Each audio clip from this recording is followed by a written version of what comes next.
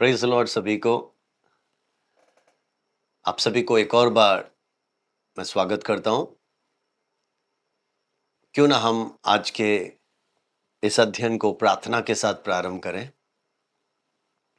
धन्यवाद यीशु, राजाओं के राजा, प्रभुओं के प्रभु, इस अच्छे समय के लिए हम तेरा शुक्रिया अदा करते हैं। प्रभु, आज भी जब हम तेरे वचनों को सीखने जाते हैं, प्रभु तू हमें सिखा, तू हमें समझा, और प्रभु सभी इन वचनों के द्वारा आशीष पाएं, तेरी महिमा हो। यीशु के नाम से मांगते हैं, आमीन आमीन। मेरे प्रियो, पिछले सप्ताह हमने इब्रानियों के पुस्तक को सीखा। आज हम आगे बढ़ते हुए याकूब की पत्री को समझेंगे, एपिस्टल ऑफ जेम्स।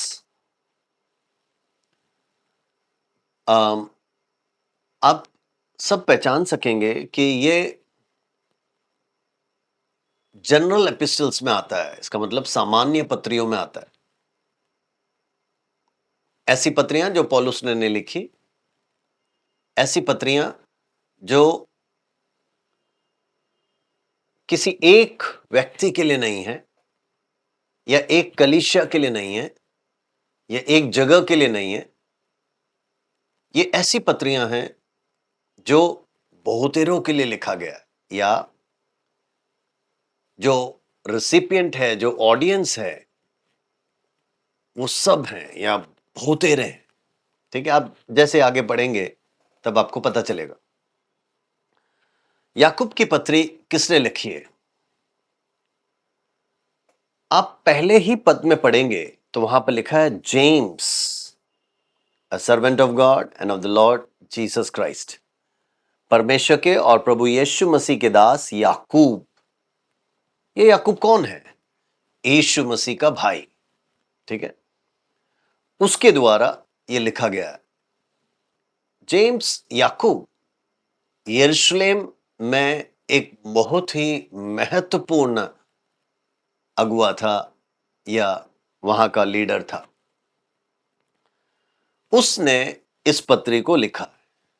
अब किसको लिखा है? आप उसके थोड़ा सा और आगे पढ़ें तो वहां लिखा है उन 12 गोत्रों को जो तितर बितर होकर रहते हैं, नमस्कार पहुंचे।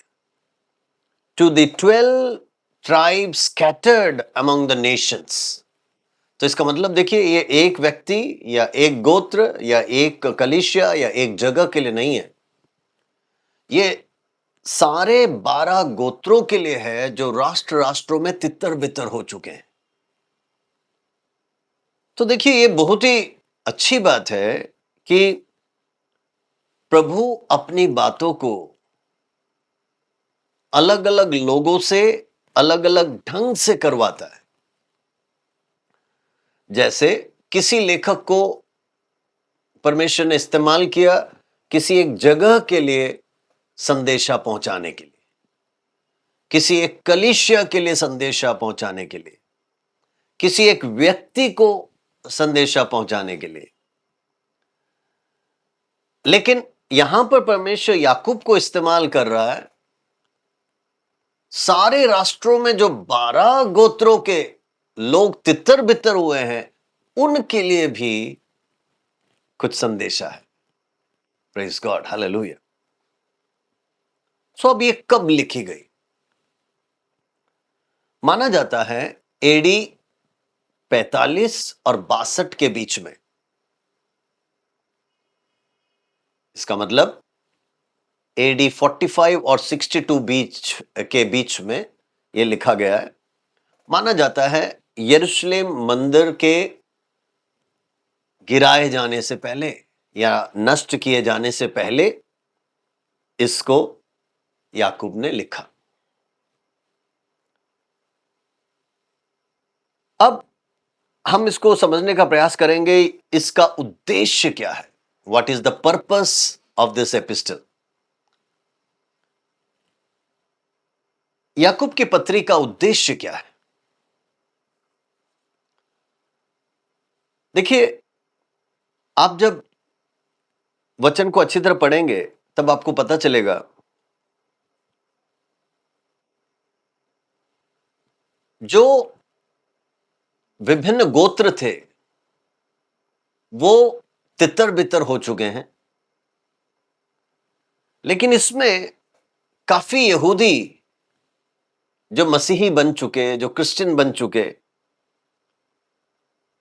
उनको परीक्षाएं थी, दिक्कतें थी कि वापस अपने यहूदी धर्म में चले जाएं।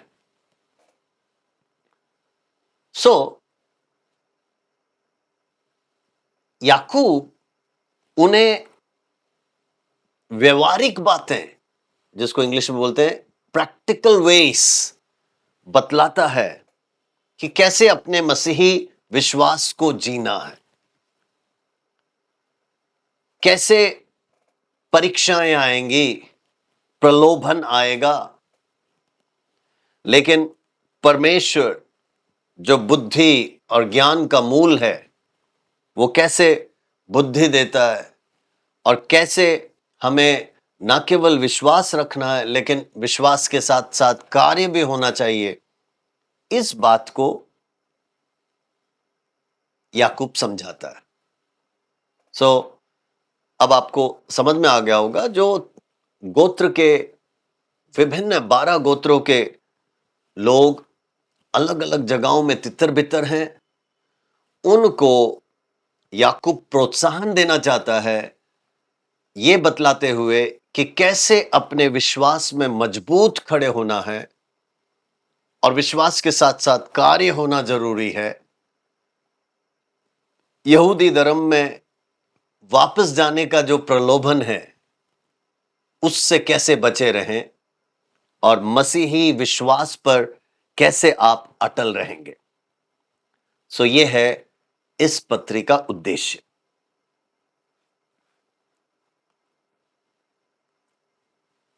अब हम इसके रूपरेखा को देखेंगे, आउटलाइन।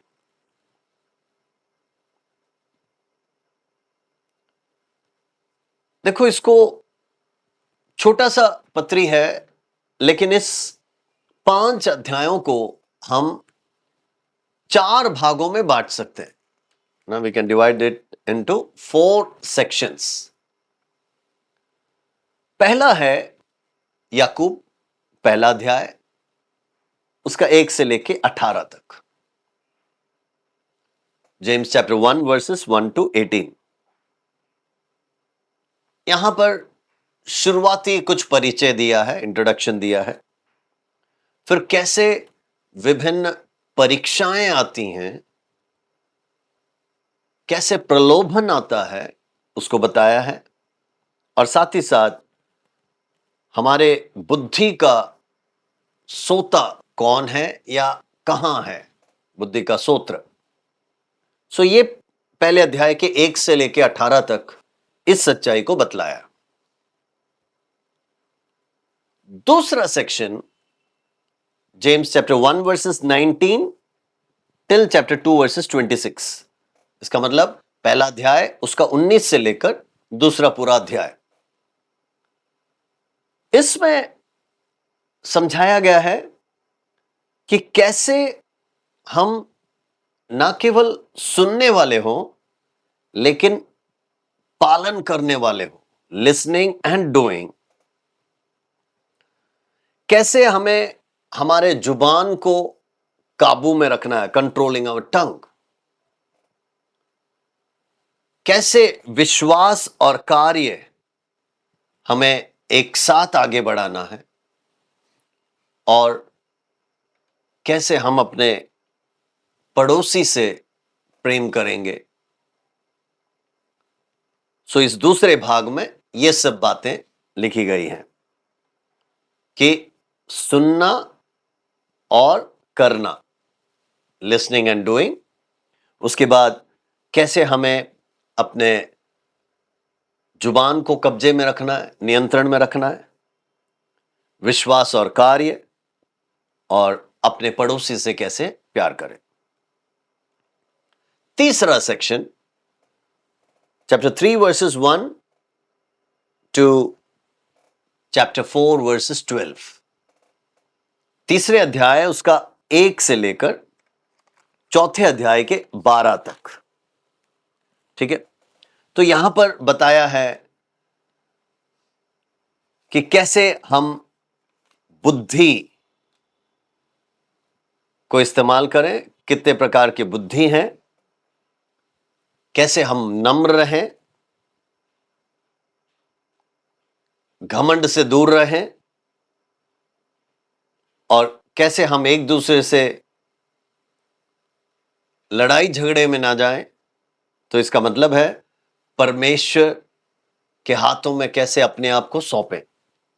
तो जो थर्ड सेक्शन है उसमें तीसरे अध्याय और चौथे अध्याय के 12 तक, chapter 3 versus 1 till chapter 4 versus 12, तो उसमें बुद्धि कितने प्रकार की है उसका वर्णन किया गया है, और घमंड के विरुद्ध चेतावनी दी है। इसका मतलब नम्र बने रहें और एक दूसरे से झगड़े ना, इन सब बातों का उल्लेख है।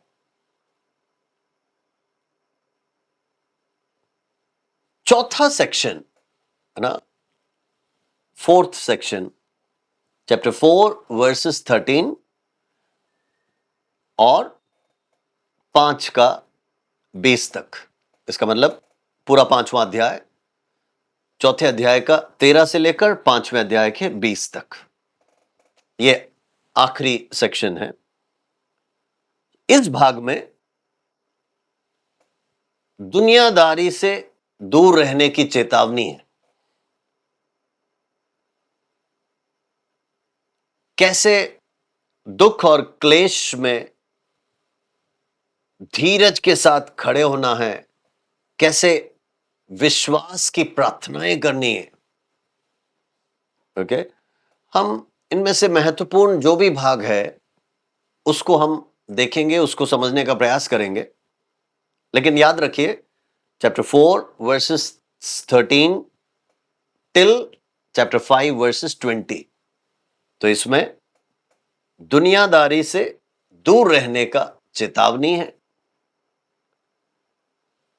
कष्ट और क्लेश में धीरज के साथ खड़े रहने के लिए और विश्वास की प्रार्थना कैसे करनी है उसको समझाया गया।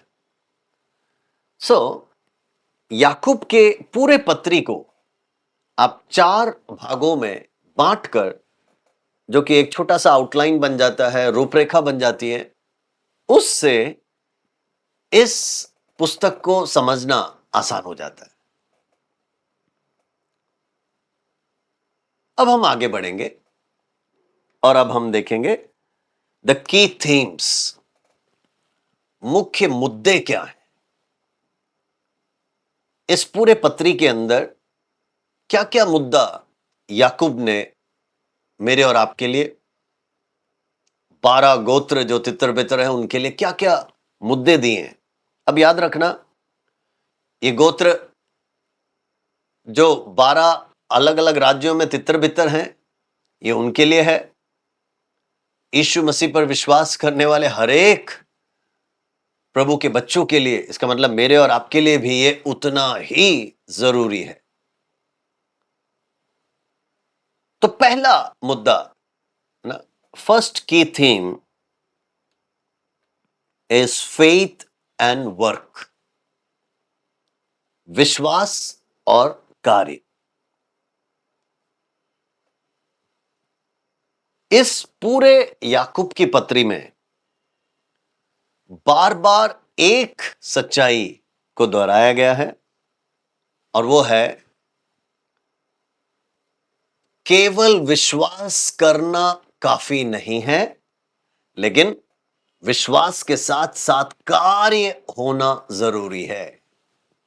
इंग्लिश में उसको बोलते हैं faith without action is dead. इसका मतलब ऐसा विश्वास जहां कार्य नहीं है वो मरा हुआ है या वो व्यर्थ है। तो ये जो की थीम है, कुंजी मुद्दा है ना, सो ये विषय को हम पूरे याकूब की पत्री के अंदर एक बार नहीं, बार बार उल्लेख करते हुए हम देखते हैं। तो इसका मतलब है ये पत्री अगर आप समझना चाहोगे तो इसका की वर्ड, की थीम होगा फेथ एंड वर्क। विश्वास आप बोलते हो तो उसके साथ साथ कार्य होना चाहिए, कार्य है तो विश्वास होना चाहिए। इसका मतलब दोनों, जैसे एक रुपया के दो पहलू होते हैं, दो भाग होते हैं, है ना, हेड एंड टेल्स, उसी प्रकार विश्वासी के लिए केवल विश्वास नहीं, उसके साथ साथ कार्य होना जरूरी है। सेकंड थीम, दूसरा जो मुद्दा यहां पर बताया गया है वो है प्रैक्टिकल लिविंग एंड कॉन्डक्ट। इसका मतलब आपका व्यवहारिक जीवन, मसीही जीवन कैसा होना चाहिए, कैसा आपको बर्ताव करना है। इसका मतलब आपका जीवन शैली कैसी होनी चाहिए।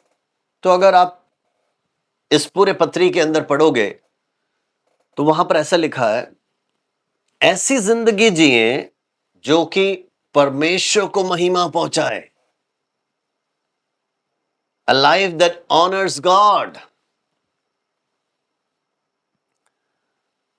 और उसमें अपने जुबानों को नियंत्रण रखना, नम्र रहना, दीन दरिद्रों का सेवा करना या देखभाल करना। ये सब बातें प्रैक्टिकल लिविंग एंड कंडक्ट में दिखाया गया है। हमारे मसीही जीवन का दैनिक जीवन, हमारा व्यवहारिक जीवन कैसे होना चाहिए, उसका वर्णन दूसरा मुद्दा इस पुस्तक में से हमको सीखने को मिलता है। तीसरा मुद्दा, तीन मुख्य मुद्दे हैं तो उसमें तीसरा, परीक्षाएं और धीरज, ट्रायल्स एंड परसिवियरेंस। इस पुस्तक में बतलाया गया है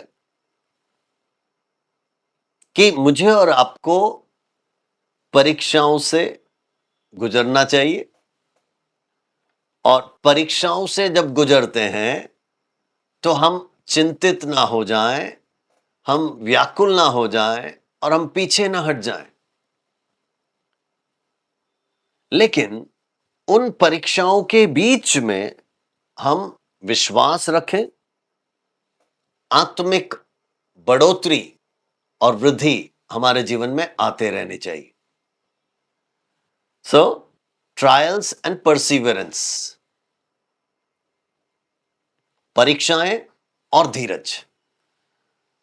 तो याकूब की पत्री से जो तीसरा मुद्दा मुझे और आपको सीखने को मिलता है वो है, दिक्कतें आएंगी, परेशानियां आएंगी, क्लेश आएगा मसीही जीवन में, लेकिन विश्वास के साथ खड़े रहें और प्रभु में बढ़ते रहें, धीरज के साथ उन समस्याओं का सामना करें और जय पाते हुए, जय वो देता है परमेश्वर, उस जय के साथ जीवन को आगे बढ़ाएं।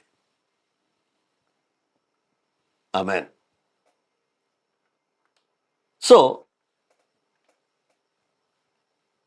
अब आपने जो कुंजी मुद्दे हैं, कुंजी विषय, उसको इस पत्री से समझ लिया। अब इसका कीवर्ड्स,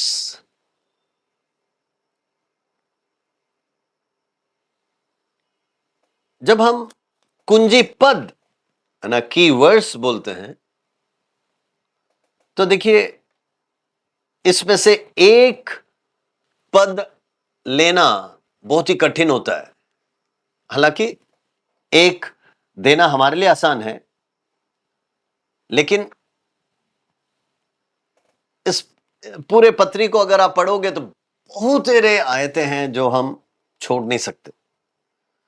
लेकिन मैं आपको दो प्रमुख आयतें जो इसके थीम से जुड़ा हुआ है कुंजी पद में देना चाहता हूं, की वर्सेस में देना चाहता हूं। पहला है चैप्टर 2 वर्सेस 26। दूसरा अध्याय उसका 26वां पद मैं आपके लिए पढ़ दूं। निदान जैसे देह आत्मा बिना मरी हुई है, वैसे ही विश्वास भी कर्म बिना मरा हुआ है।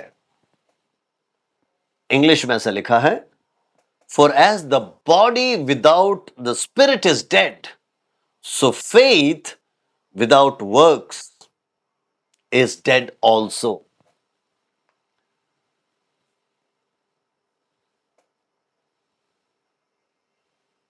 बहुत ही महत्वपूर्ण सच्चाई यहां पर समझाया है। इसका मतलब हमारा देह आत्मा के बिना मरी हुई है, वैसे ही विश्वास भी कर्म बिना मरा हुआ है। तो ये फर्स्ट की वर्सेस में आपको समझा रहा हूं। दूसरा जो कुंजी पद है वह है चैप्टर 5 वर्सेस 16, 5 का 16। और यह भी मैं आपके लिए पढ़ देता हूं। यहां पर लिखा है, इसलिए तुम आपस में एक दूसरे के सामने अपने अपने पापों को मान लो और एक दूसरे के लिए प्रार्थना करो, जिससे तुम चंगे हो जाओ।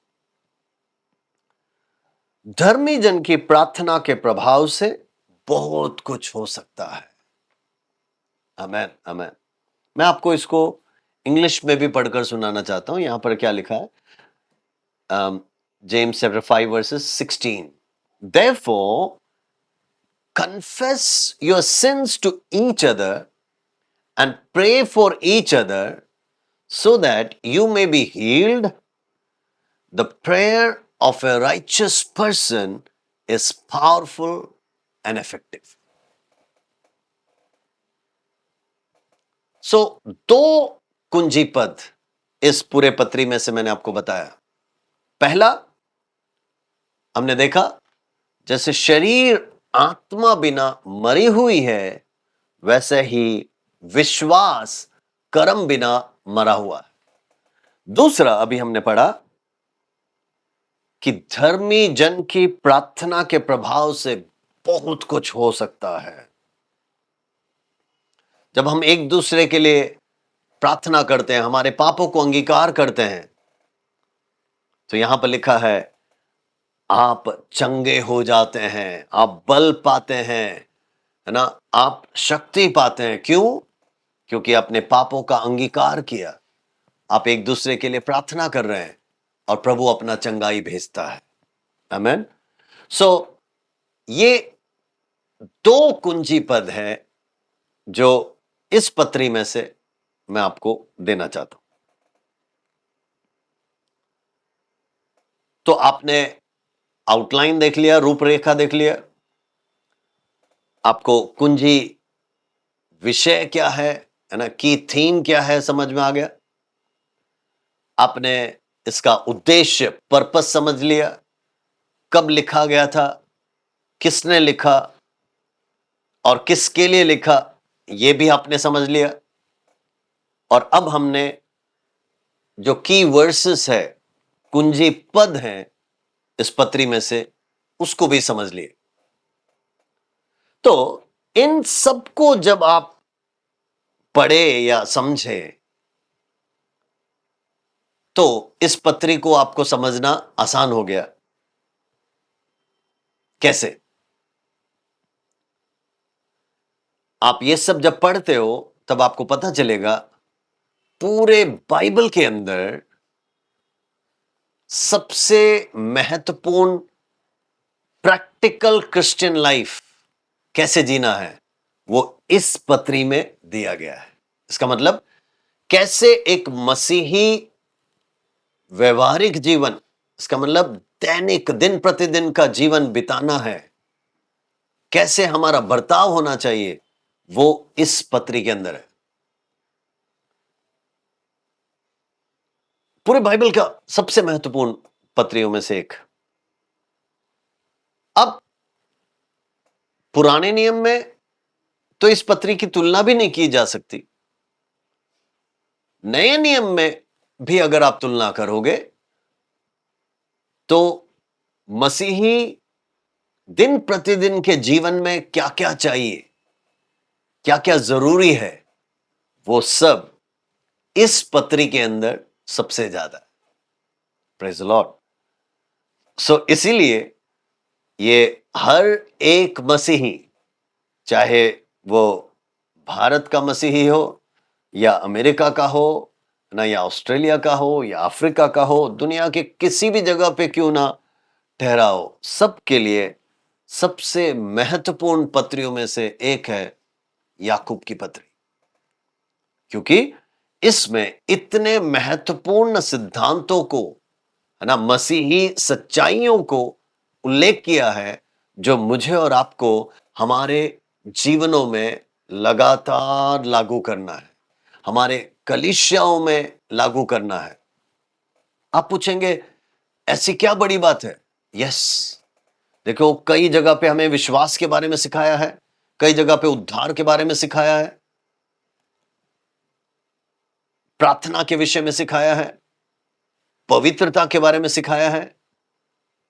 लेकिन आप इस पत्री में देखिए, यहां बहुत ही स्पष्टता के साथ बता दिया कि केवल विश्वास से काम नहीं चलेगा। यहां पर लिखा है विश्वास के साथ साथ एक्शन होने पाए। इसका मतलब विश्वास के साथ साथ कर्म होने पाए। तो कार्य और विश्वास दोनों जब जुड़ता है तब हमारा मसीही जीवन आगे बढ़ता है। Praise the Lord. सो परमेश्वर करे मैं और आप केवल बोलने वाले ना हो, केवल सुनने वाले ना हो, लेकिन हम करने वाले बन जाएं। मेरे और आपके लिए सबसे अच्छा नमूना यीशु मसीह है। उसका कथनी और करनी दोनों एक जैसा होता था। इसका मतलब उसने कहा तो उसने किया, उसने अगर किया तो उसने जरूर कहा। इसका मतलब उसके जीवन काल को देखिए, उसके पूरे सेवकाई को देखिए, उसने जो जो प्रचार किया वो सब बातें अपने जीवन में लागू किया। Praise the Lord. और जो जो उसने जीवन में लागू किया उसने खुल्लम खुल्ला प्रचार किया, जो आज भी मेरे और आपके लिए, है ना, महत्वपूर्ण है, जिसको हम अपने जीवनों में इस्तेमाल करते हैं। Amen. Praise the Lord. So इसलिए मैं समझता हूं कि हर एक विश्वासी को, प्रभु के सेवक को, दासों को, हर एक को, हर कलीसिया को इस पत्री को भूलना नहीं है, इस पत्री के सच्चाइयों को अपने जीवन में लागू करना है। आमेन। Praise Lord. अब हम इस पत्री के 5वां अध्याय की ओर थोड़ा ध्यान देंगे, ताकि इसमें से जो बहुत ही महत्वपूर्ण आयतें हैं जो मुझे और आपको हमारे दिन प्रतिदिन के जीवन में समझना जरूरी है, वो मैं आपके सामने रखता हूं। याकूब उसका पहला अध्याय और उसका 2 और 3।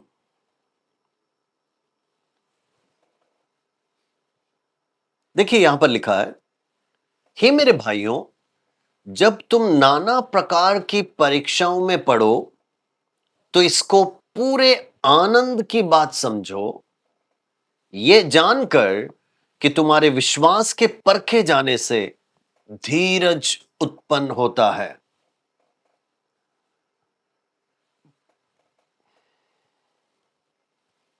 ट्रायल्स एंड परसिवियरेंस हमने पढ़ा था। तो देखिए यहां पर लिखा है, consider it pure Joy my brothers and sisters whenever you face trials of many kinds। नाना प्रकार की परीक्षाएं, दिक्कतें जब मैं और आप सामना करते हैं, यहां पर लिखा है आनंद की बात समझो, because you know that the testing of your faith produces perseverance. आपके विश्वास के परखे जाने से धीरज उत्पन्न होता है। हालेलुया। हर विश्वासी को यह जानना जरूरी है, जिस क्लेश से हम जा रहे हैं, जिस तकलीफ से हम गुजर रहे हैं, जो बातें आपके जीवन में सुलझ नहीं रही, इन सब के पीछे परमेश्वर आपको कुछ सिखा रहा है, आपको धीरज दे रहा है, आपको मजबूत कर रहा है। कई बार विश्वासियों के अंदर से सबसे ज्यादा क्वेश्चन यही आता है कि वाई मी लॉर्ड, क्यों मैं, क्यों मेरे जीवन में तकलीफ, क्यों ये परेशानी, क्यों ये दिक्कत। मैं आज आपको बताना चाहता हूं, बाइबल हमें सिखाता है जब भी आप नाना प्रकार, एक प्रकार ने, एक समस्या नहीं बताया, यहां पर लिखा है नाना प्रकार की, when you face trials of many kinds, नाना प्रकार के तकलीफें, क्लेश, परीक्षाओं से गुजरो तो ये आनंद की बात समझो। हालेलुया। तो देखिए, इस दृष्टिकोण से, इस नजरिए से हमको अपना विश्वास का जीवन जीना है कि ये तकलीफ आया, ये दिक्कत आया, ये परेशानी आई, उसमें भी आनंद मनाओ। हालेलुया। और यीशु के सभी चेले, हम किसी का भी इतिहास देखें तो सब परेशानियों से होकर गुजरे। यीशु मसीह परेशानियों से होकर गुजरा, सताया गया, है ना, मारा गया, लेकिन उन सब क्लेशों को, दिक्कतों को बड़े खुशी से, बड़े आनंद से उन्होंने उठा लिया, अपने ऊपर उसको उठा लिया। पौलुस अपनी पत्रियां लिखता है और अधिकांश पत्रियां हम देखते हैं जेल में से लिखता है, बंदी गृह में से लिखता है, और फिर वो कहता है सदा आनंदित रहो। इसका मतलब है उन्होंने इस सच्चाई को समझ लिया था कि जब नाना प्रकार के दिक्कतें, परीक्षाएं हम सामना करें, क्लेश, संकट से गुजरे, तो वो आनंद की बात समझो, क्योंकि परमेश्वर उसमें से कुछ सिखाना चाहता है। दूसरा महत्वपूर्ण वचन, चैप्टर 1 वर्सेस 5, 1 का 5, वहां पर लिखा है, यदि तुम में से किसी को बुद्धि की घटी हो तो परमेश्वर से मांगे, जो बिना उलाहना दिए सबको उदारता से देता है, और उसको दी जाएगी। इसका मतलब उसकी प्रार्थना सुनी जाएगी। If any of you lacks wisdom, you should ask God, who gives generously to all without finding fault, and it will be given unto you. आगे मैं पढ़वाना नहीं चाहता हूं, आगे लिखा है, मीन्स जब भी आप मांगो, डाउट ना करें, अविश्वास ना हो, पूरे विश्वास के साथ, इसका मतलब बिना संदेह के आप उससे मांगे।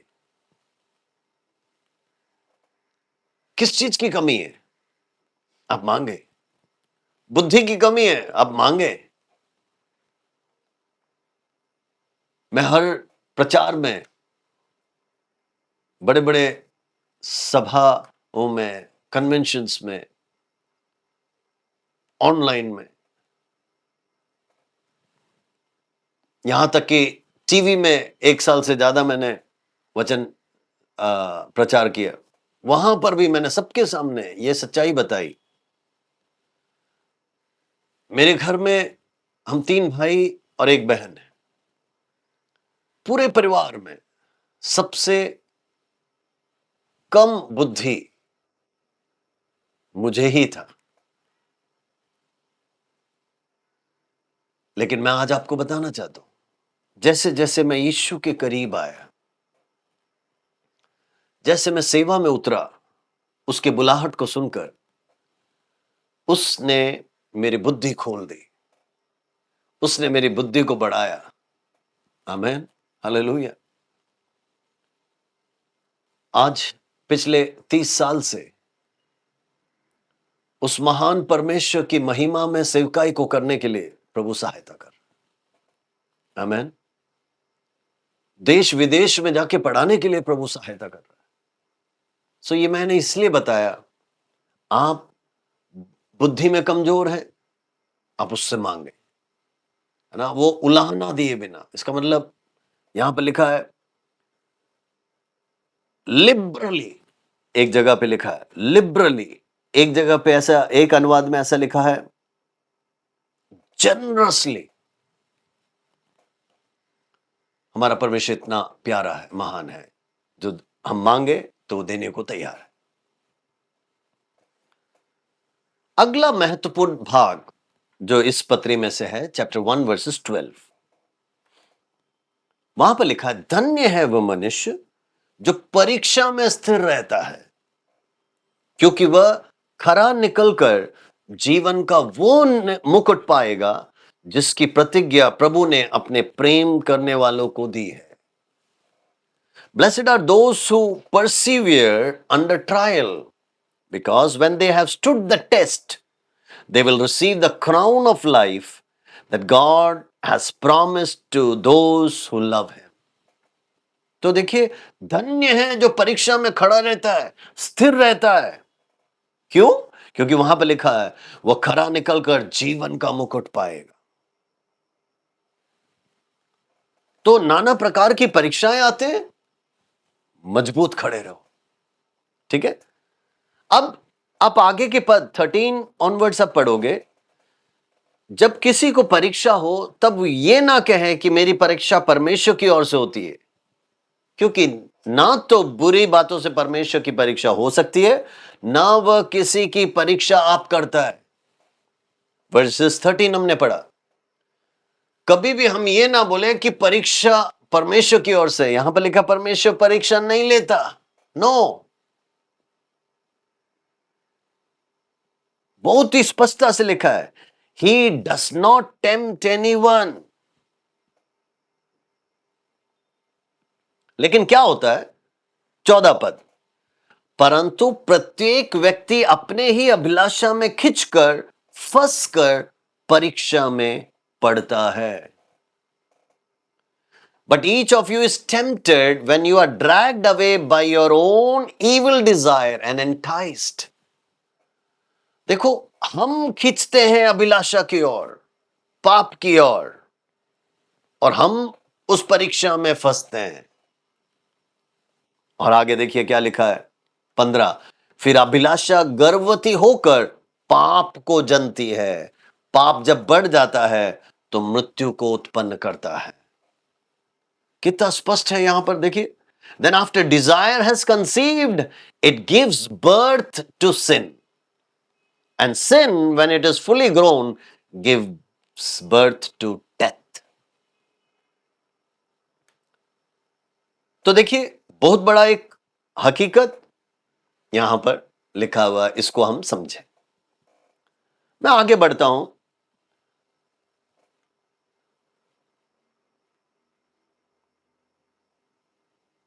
चैप्टर 1 वर्सेस 22, 1 का 22, वहां पर लिखा है do not merely listen to the word and so deceive yourself, do what it says. बहुत ही महत्वपूर्ण है, 22वां पद में पढ़ लूं, परंतु वचन पर चलने वाले बनो और केवल सुनने वाले ही नहीं जो अपने आप को धोखा देते हैं। इसका मतलब आपने वचन सुना, एक कान से सुना, दूसरे कान से निकाल दिया, ना ना ना। वचन को सुने और उसको अपने जीवनों में लागू करें। पुराने नियम में हम पढ़ते हैं, अपने माथे पर, अपने पट्टियों पर, है ना, लिख डालो ताकि आप भूले ना। तो उसी प्रकार यहां पर लिखा है कि हम वचन को सुनते हैं तो उसको अपने जीवन में लागू करें। आमीन। अब इस पहले अध्याय में से आखिरी जो वचन मैं आपको देना चाहता हूं, चैप्टर 1 वर्सेस 27, 1 का 27। सभी बार बार ये प्रश्न पूछते हैं, व्हाट इज ट्रू रिलीजन? सच्चा धर्म क्या है? यहां पर उसका जवाब है। देखिए क्या है। हमारे परमेश्वर और पिता के निकट शुद्ध और निर्मल भक्ति धर्म यह है कि अनाथों और विधवाओं के क्लेश में उनकी सुधि लें और अपने आप को संसार से निष्कलंक रखें। इंग्लिश में ऐसा लिखा, pure religion and undefiled before God and the Father is this, to visit the fatherless and widows in their affliction and to keep himself unspotted from the world. अब एनआईवी अनुवाद में ऐसा लिखा है, religion that God our Father accepts as pure and faultless is this, to look after orphans and widows in their distress and to keep oneself from being polluted by the world. तो देखो सच्चा धर्म क्या है, true religion क्या है? दीन दरिद्रों की सेवा करना, विधवाओं का देखभाल करना, अनाथों को संभालना। इसका मतलब क्या है? इन सब को करना है तो आपको केवल विश्वास नहीं चाहिए, आपको कार्य भी चाहिए। तो यह है सच्चा धर्म। और अपने आप को संसार के सड़ाहट से प्रदूषित नहीं होना है। क्या सिखा रहा है? संसार बुरा है, बुराइयां भरी हुई हैं, दुष्टता भरा हुआ है, और हम भी उसमें बुरे ना हो जाएं। हालेलुया। यह सच्चाई को समझने का प्रयास करें। अब मैं आपको दूसरे अध्याय पे ले जाना चाहता हूं, चैप्टर 2 वर्सेस 17। देखिए यहां पर क्या लिखा है, 2 का 17।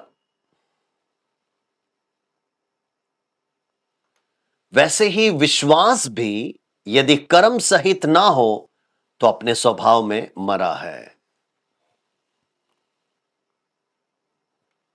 देखिए कितना महत्वपूर्ण है। In the same way, faith by itself, if it is not accompanied by action, is dead. इसका मतलब हम जब बोलते हैं, हम प्रचार करते हैं, कहते हैं, तो उसके अनुसार जीना भी जरूरी है। तो फेथ एंड वर्क्स महत्वपूर्ण। अब इसी अध्याय में इस बात को समझाने के लिए इब्राहिम का उदाहरण दिया है, जो कि दूसरा अध्याय का 21 से पढ़ेंगे तो वहां पर आपको समझ में आ जाएगा। जब हमारे पिता इब्राहिम ने अपने पुत्र इसहाक को वेदी पर चढ़ाया तो क्या वह कर्मों से धार्मिक ना ठहरा था? सो तूने देख लिया कि विश्वास ने उसके कामों के साथ मिलकर प्रभाव डाला और कर्मों से विश्वास सिद्ध हुआ।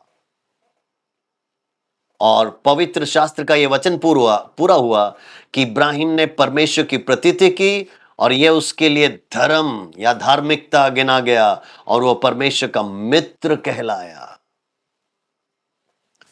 सो इसका मतलब केवल हम बोलने वाले या कहने वाले ना हो या सुनने वाले ना हो, लेकिन हम करने वाले हो। इब्राहिम ने अपने पुत्र को इसहाक को बलि चढ़ाया, है ना, अर्पण किया, तब उसका वो विश्वास, वो कार्य को परमेश्वर ने धार्मिकता ठहराया। हालेलुया। 24। सो तुमने देख लिया कि मनुष्य केवल विश्वास से नहीं वरन कर्मों से भी धर्मी ठहराता है। हालेलुया। तो इस सच्चाई को हमें समझना है। जब हम विश्वास और कार्य मिलकर करेंगे, तो यहां पर लिखा है जैसे इब्राहिम परमेश्वर का मित्र कहलाया गया, he was called God's friend, मैं और आप भी हमारे जीवित परमेश्वर के मित्र बन जाएंगे। Hallelujah, glory to God. उसके लिए प्रभु हमें सहायता करे। अब तीसरा अध्याय की ओर आपको बढ़ाना चाहूंगा। Chapter 3 versus 5 and 6। मैं आपको हिंदी में पढ़ देता हूं। वहां पर ऐसे लिखा है, वैसे ही जीभ भी एक छोटा सा अंग है और बड़ी बड़ी ढींगे मारती है। देखो, थोड़ी सी आग से कितने बड़े वन में आग लग जाती है। जीभ भी एक आग है। जीभ हमारे अंगों में अधर्म का एक लोक है और सारी देह पर कलंक लगाती है और भवचक्र में आग लगा देती है और नरक कुंड की आग से जलती रहती है। तो देखो, आप चौथा पद पढ़ेंगे 3 का 4, तो वहां पर लिखा है जहाज, बड़े बड़े जहाज होते, पानी के जहाज, लेकिन वहां पर लिखा है एक छोटे से रडर से, है ना, छोटे से पतवार से, है ना, मांझी के द्वारा अपनी इच्छा के अनुसार घुमाया जाता है। बहुत ही स्पष्टता से वहां पर लिखा है, steered by a very small rudder wherever the pilot wants to go। उतना बड़ा पानी का जहाज एक छोटे से पतवार से, है ना, जैसे वो नाविक, वो मांझी चाहता है, जहां वो चाहता है वहां मोड़ लेता है। यहां पर लिखा है वैसे ही जीभ छोटा सा अंग है, लेकिन यहां पर लिखा है उस छोटे से जीभ से पूरे जंगल में आग लग सकती है। याद रखना, मसीही जीवन में बहुत बड़ा एक हकीकत है कि ज्यादा सुने, कम बोले। इस पत्री में वो सब लिखा हुआ है। इसीलिए मैंने कहा most practical book in the entire Bible. पूरे बाइबल के अंदर सबसे ज्यादा व्यवहारिक जो बातें हैं इसके अंदर लिखी है। जिसने अपने जीभ को नियंत्रण करना सीख लिया, उसने मसीही जीवन जीना सीख लिया। आमीन। इतना बड़ा सच्चाई है। तो सावधान रहें, अपने जीभ को सावधानी से इस्तेमाल करें। अब चौथे अध्याय की ओर आपको लेके जाना चाहता हूं, चैप्टर 4। आप उसमें से आखिरी पद 13 से लेकर 17 तक देखिए। कई बार हम घमंड से बोलते हैं कि मैं ये करने जा रहा हूं, मैं वहां जा रहा हूं, मैं ये ऐसा स्थापित करने जा रहा हूं या ये धंधा शुरू करने जा रहा हूं। लेकिन एक बहुत बड़ा सच्चाई यहां पर लिखा है, इसको समझिए। तुम जो ये कहते हो कि आज या कल हम किसी और नगर में जाकर वहां 1 वर्ष बिताएंगे, व्यापार करेंगे, लाभ उठाएंगे, चैप्टर 4 वर्सेस 13, फिर 14 से आगे पढ़िएगा, और ये नहीं जानते कि कल क्या होगा। सुन तो लो, तुम्हारा जीवन है ही क्या? तुम तो मानो भाप समान हो जो थोड़ी देर दिखाई देता है फिर लोप हो जाता है। इसका मतलब our life is like a vapour which appears for a little time then vanishes। एक अनुवाद में मिस्ट, है ना, तो एक भाप के समान, एक धुआं। इसके विपरीत वर्सेस 15, तुम्हें क्या कहना चाहिए कि यदि प्रभु चाहे तो हम जीवित रहेंगे और ये या वह काम भी करेंगे। इसका मतलब ढींग ना मारे, घमंड ना करें। हर बार आप गवाही देते समय भी ये बोलें, if it is Lord's will we want to do this. अगर प्रभु की इच्छा हो तो हम गांव जाना चाहते हैं, प्रभु की इच्छा हो तो हम ये कार्य करना चाहते हैं। हालेलुया। सो मसीही जीवन में कभी भी घमंड की बातें ना आए, लेकिन ये बातें आए कि प्रभु तेरी इच्छा है तो हम आगे बढ़ेंगे, तेरी इच्छा है तो हम ये करेंगे। आमीन। अब 5वां अध्याय, आखिरी अध्याय से 2 प्रमुख बातें बताकर हम इस पत्री के अध्ययन को समाप्त करेंगे। चैप्टर 5 वर्सेस 12, 5 का 12, एक बहुत बड़ा हकीकत यहां पर लिखा है। पर हे मेरे भाइयों, सबसे श्रेष्ठ बात यह है कि शपथ ना खाना, ना स्वर्ग की, ना पृथ्वी की, ना किसी और वस्तु की, पर तुम्हारी बातचीत हां कि हां और नहीं कि नहीं हो, कि तुम दंड के योग्य ना ठहरो। इंग्लिश में ऐसे लिखा, above all my brothers and sisters, do not swear, not by heaven or by earth or by anything else. All you need to say is a simple yes or no, otherwise you will be condemned. देखिए, बहुतेरे हम, आप जानते हैं जिस दुनिया में रहते हैं वो दुष्टता से भरा हुआ है, विभिन्न धर्मों से भरा हुआ है, विभिन्न भाषा जातियों से भरा हुआ है, विभिन्न वस्तुएं, विभिन्न सिद्धांत, विभिन्न विश्वास, देवी देवता, अलग अलग चीजों से भरा हुआ है। तो हम चारों तरफ सुनते हैं, कोई कहता है मल कसम, है ना, कोई कुछ किसी का भी नाम लेकर शपथ खाते हैं, बाय गॉड। यहां पर लिखा है शपथ ना खाएं। इंग्लिश में भी लिखा है डू नॉट स्वेयर।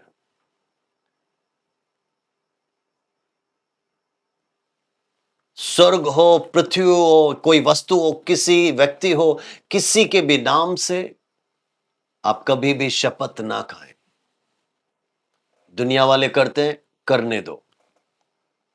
इसका मतलब आपको जीना कैसा है, आपका हां हां रहे, आपका ना ना रहे। इसका मतलब अगर आपने कह दिया तो आप कीजिए,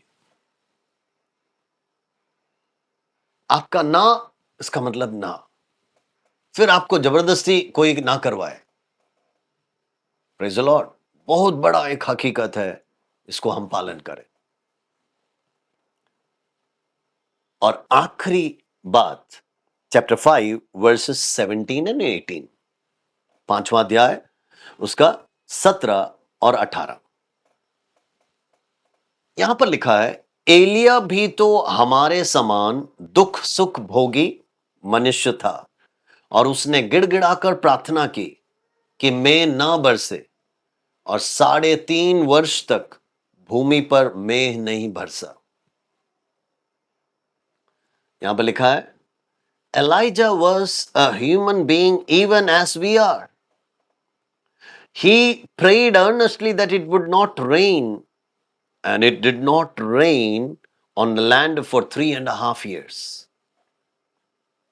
Again he prayed, and the heavens gave rain, and the earth produced its crop.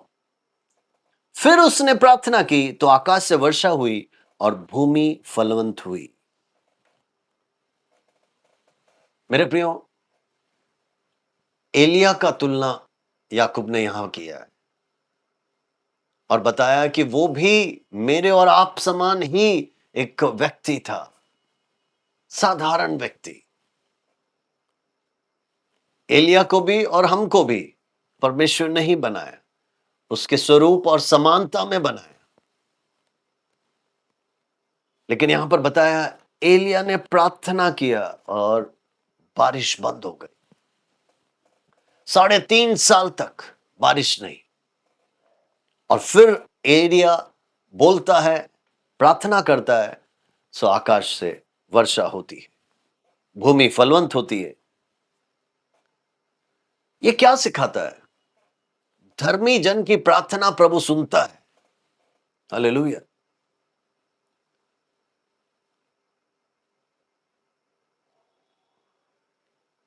मैं कितने सारे उदाहरणों को आपको दे सकता हूं जो हम हर रोज देखते हैं। आज भी मैंने देखा कि कल रात के लिए, रात को किसी ने एक प्रार्थना निवेदन दिया। एक बड़े अगुवे हैं मुंबई के, बोला कि काफी दिनों से मैं सुबह की प्रार्थना में जुड़ नहीं पा रहा। तो उन्होंने प्रेयर रिक्वेस्ट दिया, तो मैंने कहा प्रभु, कल सुबह जब मैं प्रार्थना मैं अगुवाई करूंगा। मैं उस अगुवे को वहां देखना चाहता हूं। और सचमुच में आज सुबह जब मैंने प्रार्थना लीड किया तो मैंने देखा वही अगुवे अपनी पत्नी के साथ प्रार्थना में जुड़े थे। हालेलुया। इसका मतलब क्या है? प्रभु के जन विश्वास से कुछ भी मांगे, प्रार्थना करें, परमेश्वर जिसने एलिया के लिए चमत्कार किया वही परमेश्वर मेरे और आपके लिए भी महिमा दिखाने को तैयार है, चमत्कार करने को तैयार है। हालेलुया। प्रभु करे हमारा विश्वास बढ़े। इस पत्री के अनुसार जैसे प्रभु के दास याकूब ने हमें समझाया, हमारे विश्वास के साथ साथ कदम होने पाए, हमारे विश्वास के साथ साथ कर्म होने पाए। दर्द हो, वेदना हो, तकलीफ हो, लेकिन धीरज से खड़े रहें, विश्वास से खड़े रहें, प्रभु हमें आगे बढ़ाएगा। Praise God. देखिए इस पत्री का समाप्ति याकूब कैसे करता है। 5 का 19 और 20 अगर आप पढ़ेंगे तो वहां पर लिखा है, हे भाइयों, यदि तुम में से कोई सत्य के मार्ग से भटक जाए और कोई उसको फेर लाए तो वह ये जान ले कि जो कोई किसी भटके हुए पापी को फेर लाएगा वह एक प्राण को मृत्यु से बचाएगा और अनेकों पापों पर पर्दा डालेगा। हालेलुया। इसका मतलब एक खोया हुआ भेड़,